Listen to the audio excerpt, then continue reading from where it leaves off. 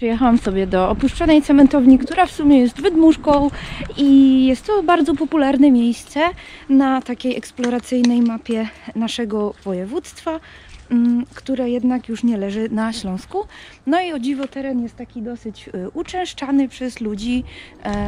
W sumie jest on też dostępny normalnie na mapie.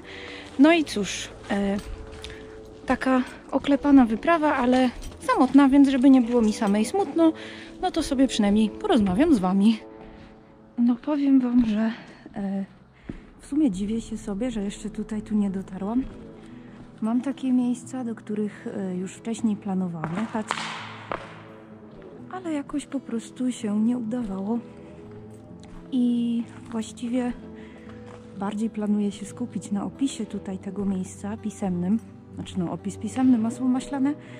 Natomiast co mnie tutaj przyciągnęło oprócz ciekawej historii, to graffiti tutaj właśnie w tej hali. No cóż, graffiti trochę wypłowiało, ale hala jest w jeszcze gorszym stanie.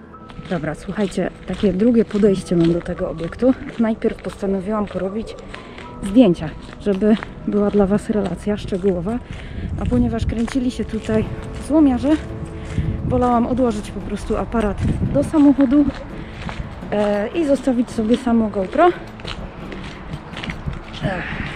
Że tak wyglądam jak szpieg z krainy deszczowców. Ale w razie czego wolę, żeby no nie zapamiętali, jak wyglądam. Słuchajcie, dziś jak widać z XIX-wiecznej cementowni została sama ruina, a jej początki sięgają 1890 roku, więc ma już swoje lata świetności bardziej niż że daleko za sobą. I najpierw nazywała się cementownią Tymienieckiego, natomiast w 1929 roku, o ile się dobrze nauczyłam, zapanował kryzys. I ten kryzys spowodował, że niestety ten zakład utracił swoją niezależność. Jakimś cudem te budynki uniknęły wyburzenia, mimo że już tak naprawdę od wojny, II wojny światowej, ten zakład no, był całkowicie zależny od cementowni w Wysokiej, o ile pamiętam. I od 1958 roku ten zakład stanowił własność Łazowskich Materiałów Ogniotrwałych. Ciężko mi powiedzieć, od kiedy to dokładnie stoi opuszczone, ale mnie się wydaje, że od zawsze, bo jak zaczynałam urbexować tak gdzieś w granicach 2009-2010, to ten zakład już był eksplorowany wówczas. No i co my tu mamy? Niewiele, słuchajcie, ale ja bardzo kocham takie gruzy. Ja się dobrze po prostu czuję w takich miejscach. Oczywiście chodzi mi o gruz budowlany, a nie taki pochodzenia biologicznego. Ciężko mi nawet powiedzieć, do czego mogły te poszczególne hale służyć.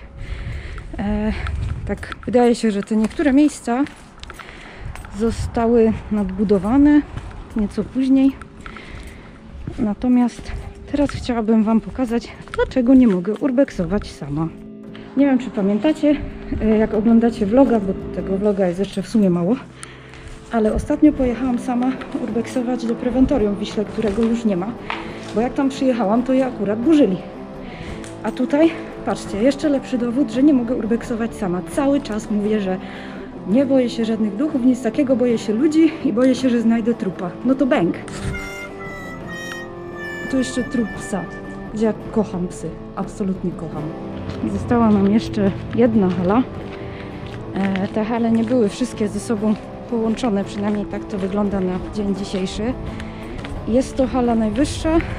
Nie wiem, być może tam znajdowały się wielkie piece. No często jest tak, że odzywa się później ktoś do mnie po danym filmie, czy po danej fotorelacji, czy też opisie i tłumaczy mi, co gdzie było. Tak to wygląda. Górny poziom oczywiście niedostępny. Natomiast tymi butelkami bardzo interesowali się panowie, którzy no, przez moment dotrzymywali mi kroku. O dziwo nie wzięli puszki.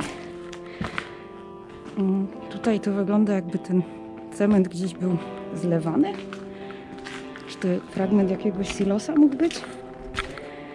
No i tutaj dosłownie pełno gruzu. Ale tak jak mówię, uwielbiam takie miejsca. Ja się w nich po prostu wyciszam, relaksuję.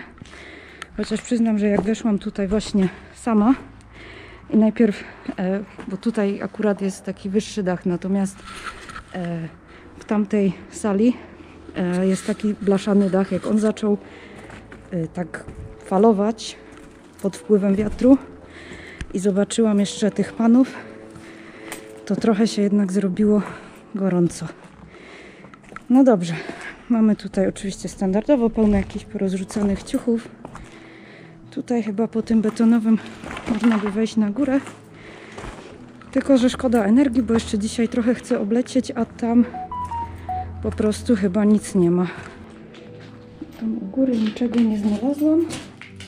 Natomiast tu są pozostałości sanitariatów. O Boziu, tam jest ciemno w dupie.